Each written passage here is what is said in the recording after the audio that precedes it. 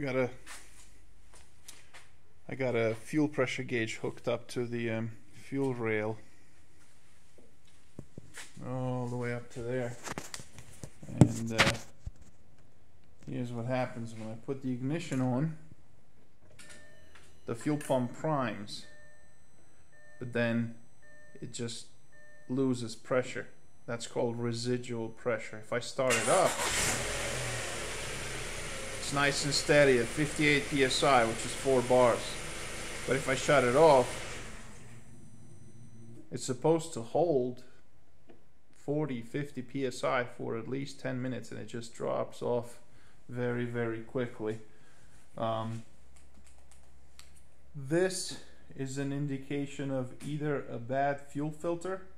The fuel filter has the fuel pressure regulator incorporated in it, or the check valve inside the fuel pump that's leaking fuel back into the tank instead of holding the rail pressurized. And I'm assuming if you let it sit, especially first thing in the morning, it'll drop slowly all the way to 0.